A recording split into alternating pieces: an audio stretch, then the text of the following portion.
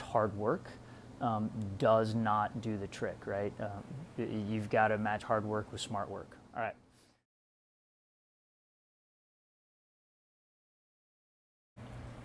All right, let's see if we can take this on, get this done in one take. I recently had a, we're gonna back up and start all over. Back at Iron Will HQ, aka the basement, and I don't know where I'm looking. So we're gonna go 3. And we're gonna work with our whiteboard again.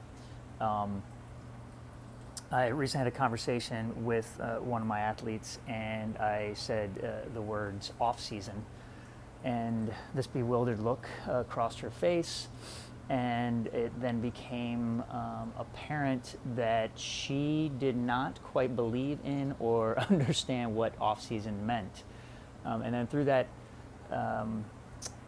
conversation, explaining to her the purpose of kind of taking an off season and what that can look like, it made me realize that there's probably more than just her out there that doesn't ever really think about it.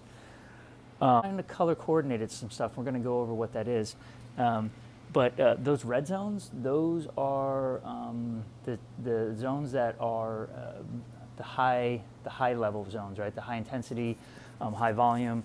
Those are the zones that beat you up, and you can't stay in there for too long. You got to spend more time taking care of yourself, right? We should all know at this point, right? Just hard work does not do the trick, right? You've got to match hard work with smart work. All right. So let's get into what we're talking about here. All right. So when we talk about your phases of your year or your cycles, is more how I kind of look at it, because I generally program in 4 to 6 week cycles. And then depending on the athlete and the goals and all of that, depends on what those cycles look like, but they generally break down into one of these 5 categories. So we've got base cycle, right? Specific, tune-up, otherwise known as taper, recovery, and then off-season, right? When we are talking about these, I've laid out a little chart for you real quick. The big thing to think about, right, is when we are in a base cycle, you should be running 3 to 4 times a week, cross-training 3 to 4 times a week. Volume is going to be up and down. Just kind of depends on what your running volume. It's going to depend on where you are at and what your goal is. Intensity is generally going to be low, right, because the whole purpose of this is to prep your body and get it ready for specific training, right? Generally, a base cycle is going to last somewhere between 4 to 8, right? 4 to 8 weeks. Specific, right? The whole purpose is you're training towards a specific event. This is all of the hard stuff, right? Or all the hard running work. This is where our volume is definitely going to be higher. Our intensity is going to be up and down, but generally you're going to have at least one high intensity workout a week. And this is going to last anywhere from 6 to 20 weeks, again, dependent upon the athlete, dependent upon their history and what the specific event is that they're training for. And this is where our cross training is going to drop down. Tune-up phase, otherwise known as a taper phase. This is the time where we are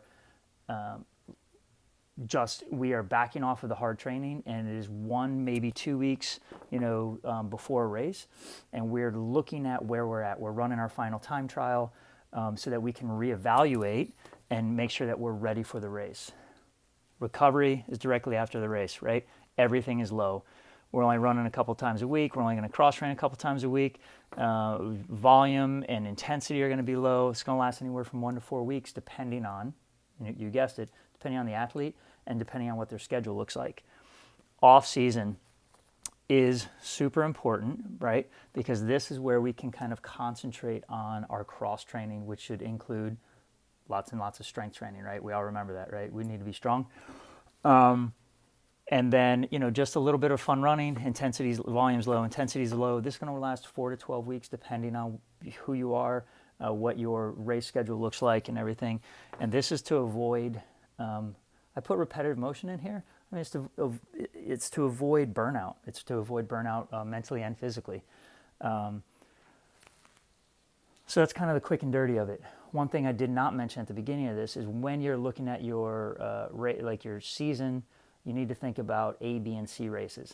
Every single race cannot be an A race, right? And every single race should not be a C race, right? You should have races that you are specifically focused in on 2 to 3 times a year, that you are working towards getting your best results out of that race. And we'll talk about that in another video.